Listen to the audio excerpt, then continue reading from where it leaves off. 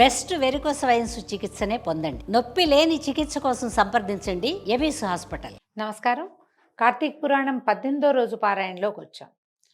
దీపస్తంభం పగిలి, స్తంభదీపం పగిలి అందులోంచి వచ్చినటువంటి పురుషుడు ఎన్నో రకాల వేదాంత విషయాలన్నీ తెలుసుకుంటున్నాడు. ఏం పుణ్యం కలిగించేవేమిటి, పాపం కలిగించేదేమిటి, ఇవి తెలుసుకుంటున్నాడు. అందులో అతను తెలుసుకుంటున్నటువంటి చాలా విషయాలలో కొన్ని విషయాలు విన్నాము, ఇప్పుడు మరికొన్ని వినబోతున్నాం అన్నమాట. ఉద్భూత పురుషుడు ఇట్లా అడుగుతున్నాడట, మునీశ్వర, నేను అనుగ్రహించబడ్డాను, నీ దర్శన ప్రభావం వల్ల జ్ఞానవంతుడినయ్యాను. నువ్వే నాకు తండ్రివి, సోదరుడవు, గురువువి కూడా. నేను నీకు శిష్యుణ్ణి. దరిద్రుడనై మొద్దుగా ఉన్న నాకిప్పుడు నువ్వు కాకపోతే గతి ఎవరు?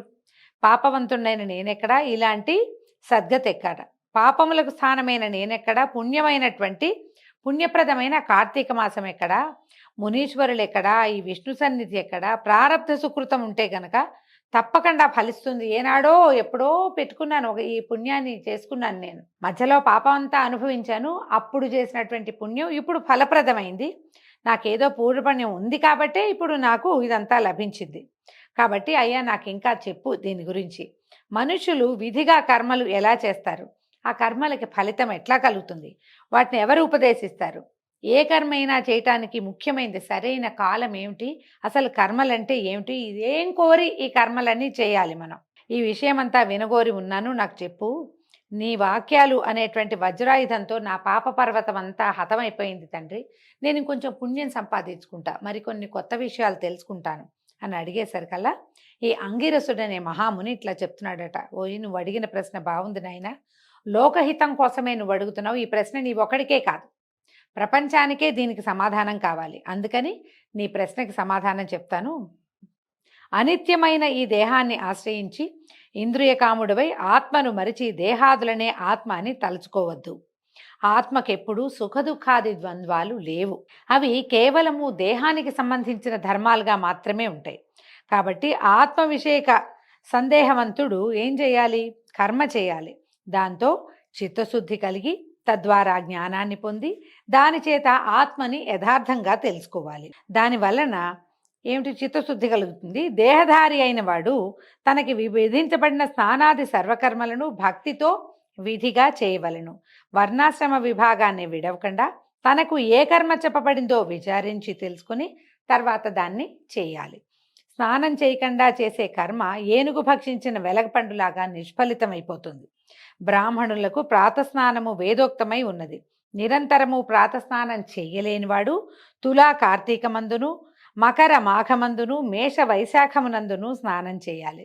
ఈ పొద్దున్నే స్నానం చేయటం అందరికీ కుదరదండి. ఇప్పుడు ఉద్యోగాలు, వ్యవహారాలు, చదువులు, రకరకాల కార్యక్రమాల వల్ల తెల్లవారుతేట స్నానం చేయటం కుదరదు. ఎందుకు కుదరదు? కుదుర్చుకునేవాడు కుదుర్చుకుంటాడు, కుదుర్చుకోలేనివాడు, అవకాశం లేనివాడు తప్పకుండా ఎప్పుడు చేయాలంటున్నారు? కార్తీక మాఘ వైశాఖ మాసాలు, ఈ మూడిట్లలో పొద్దున్నే స్నానం చేయాలి. ఏముందండి, ఒక స్నానమే కదా. శ్రద్ధగా చేస్తే చాలా రకాల పాపాలు నశించిపోతాయి. కొన్ని మనకి పాజిటివిటీ ప్లస్ అవుతుందన్నమాట. ఈ 3 మాసాల యందును ప్రాతకాలంలో స్నానం చేసేవాడు వైకుంఠానికి వెళ్తాడు. చాతుర్మాస్యాది పుణ్యకాలములందును చంద్ర సూర్య గ్రహణములందును కూడా స్నానం ముఖ్యం. ఇందులో గ్రహణములలో గ్రహణకాలమందే స్నానం మరీ ముఖ్యమైనది. బ్రాహ్మణులందరికీ కూడా ముఖ్యమైనవి స్నానము, సంధ్య, జపము, హోమము, సూర్య నమస్కారము తప్పక చేయదగినవి. స్నానం చేయనివాడు రౌరవ నరకమందు యాతనలు పొంది తుదకు కర్మభ్రష్టుడుగా జన్మిస్తాడు. కాబట్టి పుణ్యకాలమైనటువంటి ఈ కార్తీక మాసంలో ధర్మార్థ కామ మోక్షాలను ఇచ్చేటువంటి స్నానము ఆచరించవలెను. కార్తీకంతో సమానమైన మాసం లేదు, ఇంతకంటే పుణ్యవంతమైన సమయం ఇంకొకటి రాదు. ఏ ప్రకారం వేదంతో సమానమైన శాస్త్రం లేదో, గంగతో సమానమైన తీర్థం లేదో, బ్రాహ్మణ్యంతో సమానమైనటువంటి జాతి లేదో, భార్యతో సమానమైన సుఖము లేదో, ధర్మంతో సమానమైన మిత్రము లేదో, నేత్రముతో సమానమైన జ్యోతిష్షు వెలుగు లేదో, కేశవునితో సమానమైన దేవుడు లేడో, అట్లాగే కార్తీకంతో సమానమైనటువంటి మాసం లేదు. కర్మ స్వరూపాన్ని తెలుసుకుని కార్తీక మాసమందు ధర్మములు చేయవాడు 1,000,000 యజ్ఞాల ఫలితాన్ని పొంది వైకుంఠంలో ఉంటాడు. అయితే ఈ ఉద్భూత పురుషుడు ఆ స్తంభంలో నుంచి వచ్చాడు కదా, అతను అడుగుతున్నాడు, అయ్యా, చాతుర్మాస్య వ్రతం అని అన్నారు, అదేంటండి? అది పూర్వం ఎవరితోటి చేయబడింది? ఈ వ్రత విధిని ఎలా చేయాలి? ఈ వ్రతానికి ఏం ఫలితం వస్తుంది?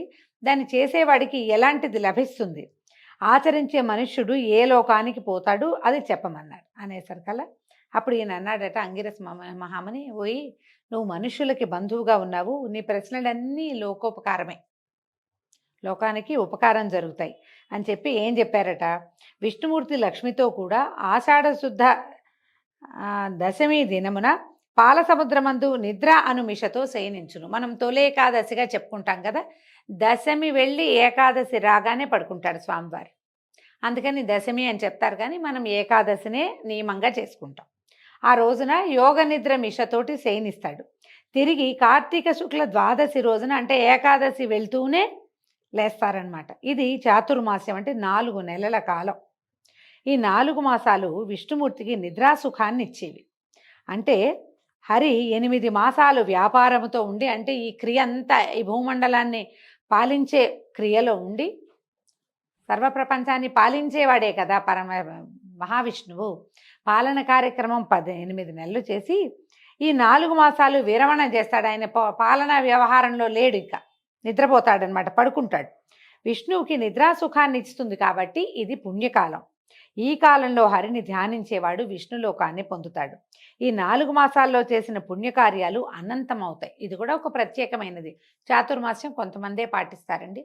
మనకి ముఖ్యంగా మనకు గురువులుగా చెప్పబడేవాళ్ళు, చతురామ్నాయ పీఠాలకి అధిష్టాతలుగా ఉన్నవాళ్ళు వీళ్ళందరూ, తర్వాత యతులు, సన్యాసులు, పూజ్య గురువులు, వీళ్ళందరూ కూడా చాతుర్మాస్య వ్రతం చేస్తారు. చాతుర్మాస్యం కొన్ని ఊళ్ళలో చేయాలని నియమం పెట్టుకుంటారు. చాతుర్మాస్యంలో ప్రయాణాలు అవి చేయకూడదన్న ఒక నియమం ఉంటుంది. ఎక్కడున్నారో అక్కడ ఉండిపోతారనమాట. దీన్ని బట్టి వారి శిష్యులు కూడా, సంసారులు కూడా, కొంచెం పెద్దవాళ్ళు అయిన వాళ్ళంతా ఈ చాతుర్మాస్య వ్రతాన్ని పాటిస్తారు. కారణం ఏంటంటే ఈ విషయంలో నారదుడికి విష్ణుమూర్తి చెప్పింది ఒకటి ఉంది. పూర్వం కృతయుగంలో వైకుంఠలోకమందు హరి లక్ష్మితో కూడా సింహాసనం మీద కూర్చుని సురకిన్నర ఖేచరోరగ గణముల చేతను స్వగణ భృత్యుల చేతను సేవింపబడుతున్నాడు. ఖేచర్లు అంటే ఆకాశంలో తిరిగేవాళ్ళు, ఊరగులంటే సర్పాలు, వీళ్ళంతా ఆయన్ని సేవిస్తున్నారట. ఇలా ఉండగా భగవద్భక్తుడైన నారదముని కోటి సూర్యకాంతి గల వైకుంఠ లోకానికి వచ్చాడట. నారదుడు వచ్చి సింహాసనాసీనుడై 4 భుజాలు కలిగి పద్మముల వంటి నేత్రములతో ప్రకాశించేటువంటి అతి మనోహరుడైన విష్ణుమూర్తిని చూశాడు. చూసి ఎంతో సంతోషించాడట. అమితానందంతో ఆయన పాదాలకు నమస్కారం చేసిన నారదుల వారిని విష్ణుమూర్తి కనుక్కుంటున్నారు కుశలం. నీవు సంచరించే స్థలాలయందు సర్వత్రా కుశలమేనా? ఋషుల ధర్మాలు బాగా ఉన్నాయా? ఉపద్రవాలు లేవు కదా? మనుష్యులు వారి వారి ధర్మములందు ఉన్నారా? ఈ విషయం అంతా ఈ సభలో చెప్పమన్నారట. అయితే ఆ మాట విని నారదుల వారు నవ్వుతూ ఇట్లా చెప్పాడట, ఓ స్వామి, నేను భూమినంతా తిరిగి చూశాను. వేదత్రయమందు చెప్పబడినటువంటి మార్గము విడువబడింది. కొందరు మునీశ్వరులు గ్రామ్య లోలుగా ఉన్నారు. తమ తమ కర్మలను యావత్తూ విడిచారు. వారు దేనికేదో ముక్తులవుతారో నాకు తెలియకుండా ఉంది. కొందరేమో తినకూడని వస్తువులు తింటున్నారు, కొందరు వ్రతాలు మానేశారు, కొందరు ఆచారవంతులుగా ఉన్నారు, కానీ కొంతమంది అహంకార వర్జితులుగానే ఉన్నారు, కొందరు మంచి మార్గంలో ఉన్నారు, కానీ మరికొందరు నింద చేసేవాళ్ళుగా ఉంటున్నారు. కాబట్టి దేవా, ఏదైనా ఒక ఉపాయం చేత శిక్షించి ఈ ఋషీశ్వరులని నువ్వు రక్షించాలి అనగానే భక్తవత్సలుడు సమస్త లోకపాలకుడు అయినటువంటి హరి లక్ష్మితో సహా గరుకుమంతుడిని అధిష్ఠించి భూలోకానికి వచ్చాడట. ఆయన వచ్చి ఏం చేశాడు, విష్ణుమూర్తి వృద్ధ బ్రాహ్మణ రూపధారి అయి వేల సంఖ్య గల బ్రాహ్మణులున్న ఒక స్థలానికి వచ్చి సర్వప్రాణి హృదయగతుడు అయినప్పటికీ మాయా నాటకధారి అయి పుణ్యక్షేత్రములందు, తీర్థములందు, పర్వతములందు, అరణ్యములందు, ఆశ్రమములందు తిరుగుతూ సమస్త భూమి యందు తిరుగుతూ ఉన్నాడు. ఎక్కడెక్కడ చాలామంది జనాలు బ్రాహ్మణులు చేరతారో ఆయా ప్రాంతాలలో తిరుగుతూ ఉన్నాడట. ఇట్లు సంచరిస్తున్నటువంటి విష్ణుమూర్తిని చూసి కొందరు భక్తితో అతిథి సత్కారాలు చేశారు, కొందరు నవ్వారు. ఏంటి ముసలాళ్ళు ఎందుకు తిరుగుతున్నారు రోడ్ల మీద పడి, ఈ దారుల్లో ఎందుకు, ఎక్కడో చోట ఒక ప్రాంతం చూసుకుని కూర్చోవచ్చు కదా, ఎందుకు వచ్చిన తాపత్రయమని ఎక్కిరించిన వాళ్ళు కనపడ్డారు. కొందరు నమస్కారాలే చేసేవాళ్ళు కాదు, కొందరు అభిమానతులు, వీళ్ళని చూడగానే మొహం తిప్పుకునేవాళ్ళు, కొందరేమో వీళ్ళని తుస్కరించేసేవాళ్ళు. పెద్దవాళ్ళని చూసి గర్వితులుగా, అంటే యవ్వనంలో ఇవాళ్ళు ఉంటారు, రేపు నడివయసు రాదా, ఎల్లుండి వృద్ధాప్యం రాదా, అది వస్తుంది. కానీ వృద్ధుల్ని చూస్తే యువకులకి ఒక వేళాకోళంగా ఉంటుంది. నేను చాలా యవ్వనంగా ఉన్నాను, నాకు చాలా బలం ఉంది, నాకు చాలా శక్తి ఉంది, నా చర్మం ఇలా ముడతలుగా లేదు అని రేపు నాటికి రాబోయేది అదేనని గ్రహించుకోకుండా ఉంటారు. గ్రహించుకోకపోయినా పర్వాలా, కానీ ఆ గ్రహించుకోకుండా ప్రవర్తిస్తే బాగుండదన్నమా. కానీ ఇలాగే విష్ణుమూర్తితోటి చాలామంది ప్రవర్తించారు. ఆయన భూమండలంలో చాలా ప్రాంతాలు చూసి వ్యక్తులు ఎట్లా భిన్నమైన ప్రవృత్తులు కలిగిన వారుగా ఉన్నారో చూశాడు ఆయన. కొందరు కామాంధులుగా ఉన్నారు, కొందరు ఆయా క్రియాకలాపాలు మానేశారు, కొందరు ఏకవ్రత పరాయణులుగా ఉన్నారు, కొందరేమో నిషిద్ధ దినాల్లో అన్నం తినేవారుగా ఉన్నారు, కొందరు ఏకాదశి ఉపవాసాన్నే చెయ్యరు వాళ్ళు, అదేమిటో అది మాకు తెలియదంటే అంటారు. కొందరేమో ఏ రోజున తినకూడదో ఆ రోజునే నిషిద్ధ వస్తువుని ఇష్టంగా తినేవాళ్ళుగా కనపడుతున్నారు. కొంతమంది మాత్రం ఆచారవంతులుగాను ఉన్నారు, కొంతమంది ఆత్మచింతన కూడా చేస్తారంటే మనం ఈ దేహధారిగా ఉన్నాము, కొన్నాళ్ళ తర్వాత ఈ దేహం విడవబడుతుంది అన్న ధ్యాస కలిగిన వాళ్ళు కొద్దిమంది కనిపించారు. అయితే బ్రాహ్మణ రూపధారి అయిన భగవంతుడు అట్టి వారిని చూసి వారికి మంచి మార్గానికి తెచ్చే ఉపాయాన్ని గురించి ఆలోచిస్తూ నైమిసారణ్యంలో ఉన్నటువంటి ముని బృందాల దేవ సన్నిధికి వచ్చాడట. అయితే వచ్చి బ్రాహ్మణ రూపాన్ని వదిలి పూర్వం వల్లే గరుడారూఢుడై కౌస్తుభ శంఖచక్రములను ధరించి లక్ష్మితోనూ స్వభక్తులతోనూ కూడి ప్రకాశిస్తూ ఉన్నాడు.